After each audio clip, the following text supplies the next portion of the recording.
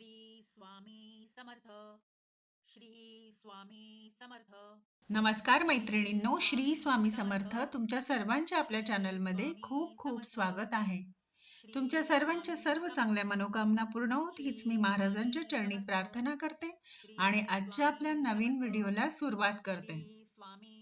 आजच्या आपल्या नवीन व्हिडिओचा विषय असा आहे, वर्षातील आपल्या प्रमुख सणांपैकी एक म्हणजे होळी आहे. आणि या वर्षी देखील 24 मार्च रोजी होळी म्हणजेच 25 मार्च 2024 रोजी धुलीवंदन साजरी होत आहे. वाईटावर चांगल्याचा विजय म्हणून ओळखल्या जाणाऱ्या या दिवशी होळीची पूजा करणे खूप शुभ मानले जाते. आणि होळी दहनाची ही रात्र खूप शुभ आणि प्रभावशाली असते. कोणतेही पूजा उपाय तंत्र मंत्र सिद्ध करण्यासाठी होळीची रात्र ही खूप शुभ मानली जाते. या दिवशी कोणती केलेली पूजा ही फलदायी ठरत असते. तर त्यासाठीच आज आपण जाणून घेणार आहोत होळीच्या पूजनाचा शुभ मुहूर्त काय असेल आणि पूजा विधी, पूजा साहित्य आणि त्याचबरोबर या दिवशी आपण कोणते उपाय करू शकू हे सगळं आज आपण जाणून घेऊया. तर दरवर्षी फाल्गुन पौर्णिमा म्हणजेच हुताशनी पौर्णिमा त्याच दिवशी आपण होळी साजरी करत असतो. तर या वेळेस फाल्गुन पौर्णिमा तिथी ही 24 मार्च रोजी सकाळी 9:54 सुरू होईल आणि दुसऱ्या दिवशी म्हणजेच 25 मार्च रोजी 12:29 संपणार आहे. तर पंचांगानुसार यावेळेस होळी दहनाचा शुभ मुहूर्त हा 24 मार्च रोजी रात्री 11:13 ते 12:27 पर्यंत आहे. आणि यंदा होळीवर भद्र काळाची छाया आहे. त्यामुळे मान्यतेनुसार भद्र काळामध्ये होलिका दहन होत नसते. तर होलिका दहनाला जी लागणारी पूजा सामग्री आहे ती कोणती लागणार आहे ते बघूया. या दिवशी आपल्याला गाईच्या शेणाच्या गोवऱ्या म्हणजेच गोवऱ्यांचा हार बनवायचा आहे.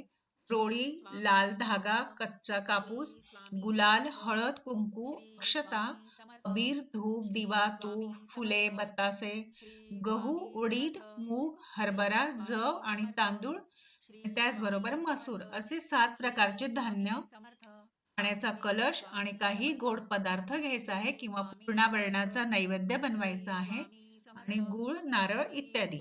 तर होळीच्या दिवशी भद्रकाळ संपल्यानंतर रात्री 11:13 ते 12:27 पर्यंत होलिका पूजनाचा शुभ मुहूर्त आहे आणि त्यानुसार पूजनासाठी आपल्याला पूर्व किंवा उत्तर दिशेकडे तोंड करून बसायचे आहे. ताटामध्ये रोळी, कच्चा कापूस, तांदूळ, फुले, अख्खी हळद. आता होलिका दहनाच्या ठिकाणी जायचे आहे आणि होलिका दहन पूर्वी हातात अक्षत, स्वतःचे नाव, वडिलांचे नाव, गोत्राचे नाव घेऊन गणेशाचे स्मरण करत होलिकांवर अक्षता अर्पण करायची आहे. नंतर भक्त प्रल्हादाचे नाव घेऊन पुष्पार्पण करायचे आहे आणि नृसिंहाचे नाव घेऊन 5 धान्य आपल्याला अर्पण करायचे आहे आणि दोन्ही हात जोडून नमस्कार करत अक्षता, हळद, गुलाल, फुले अर्पण करायची आहे आणि शेवटी चांदीच्या किंवा तांब्याच्या कलशातून आपल्याला जल अर्पण करायचे आहे. तसेच या दिवशी तुम्ही काही खास उपाय केले तर संपूर्ण वर्षभर तुमच्या आयुष्यामध्ये सुख समृद्धी नांदते आणि इतरही अनेक लाभ मिळतात. तर तेच पाहूया आपण कोणते असे खास उपाय या दिवशी करायचे आहे. तर त्यातील पहिला उपाय असा करायचा आहे, एक नारळ घ्यायचे आहे, त्याला संपूर्ण सोलून घ्यायचे आहे, त्यावर शेंडी देखील ठेवायची नाही आणि त्या नारळाला 3 डोळे असतात. त्यातील एक डोळा फोडून त्याला म्हणजे छिद्र करायचे आहे आणि त्यामधले सर्व पाणी बाहेर काढायचे आहे आणि त्यामध्ये पूर्ण तूप भरायचे आहे.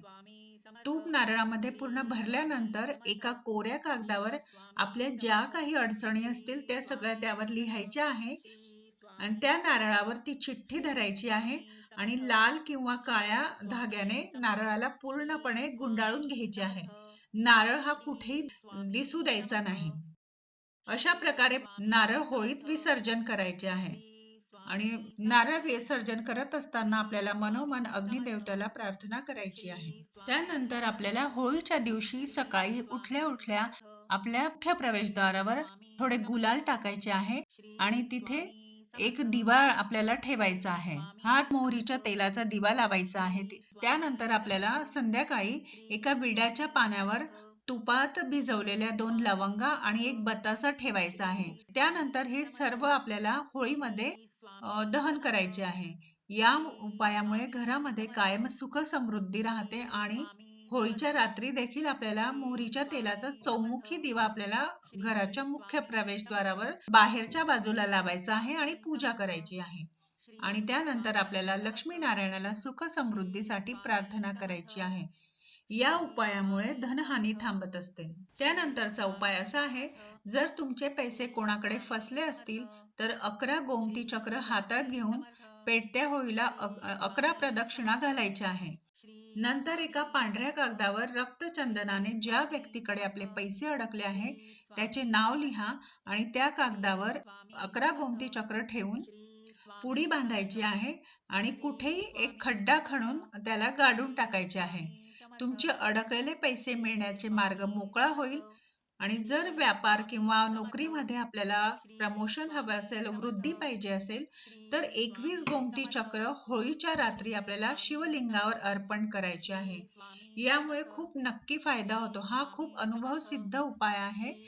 आणि त्यानंतर आपल्या घरातील निगेटिव्हिटी घालवण्यासाठी होळी पेटल्यानंतर त्यातील थोडासा अग्नी घरी घेऊन यायचा आहे आणि हे घरातील आग्नेय कोपऱ्यामध्ये तांब्याच्या किंवा मातीच्या भांड्यात तो अग्नी ठेवून द्यायचा आहे. त्याच्या समोर मोहरीच्या तेलाचा आपल्याला दिवा लावायचा आहे. त्यामुळे आपल्या ज्या अडचणी असतात त्या दूर होतील. आणि होळी दहनानंतर दुसऱ्या दिवशी होळीतील थोडी राख घरी घेऊन यायची आहे आणि या राखेमध्ये आपल्याला थोडी पिवळी मोहरी, थोडे जाड मीठ आणि साधी मोहरी एकत्र करून एका लाल कपड्यामध्ये बांधून ठेवायची आहे. यामुळे भूत, प्रेत, बाधा, नजर दोष पासून सगळ्यापासून मुक्ती मिळते. आणि त्यानंतर शेवटचा एक अतिशय महत्वाचा उपाय तुमच्या कोणतीही मनोकामना, इच्छा पूर्ण करण्यासाठी आहे. होळीच्या दिवसापासून तुम्हाला 40 दिवसापर्यंत बजरंग बाणाचा पाठ करायचा आहे. हा पाठ आपल्याला बजरंग बाण हे आपल्याला रोज 3 वेळा वाचायचे आहे. अशा प्रकारे आपल्याला 40 दिवसापर्यंत हे वाचायचे आहे. खूप सुंदर हा उपाय आहे. नक्की करा, खूप फायदा होईल. अगदी लहानशा माहितीसोबत आजचा व्हिडिओ इथेच थांबवते. झालेली सेवा महाराजांच्या चरणी रुजू करते. आणि व्हिडिओतली माहिती आवडली असेल तर चॅनलला लाईक, शेअर आणि सबस्क्राईब नक्की करा. पुन्हा भेटूया अशा नवीन छानशा माहितीसोबत. तोपर्यंत सर्वांना बाय आणि श्री स्वामी समर्थ.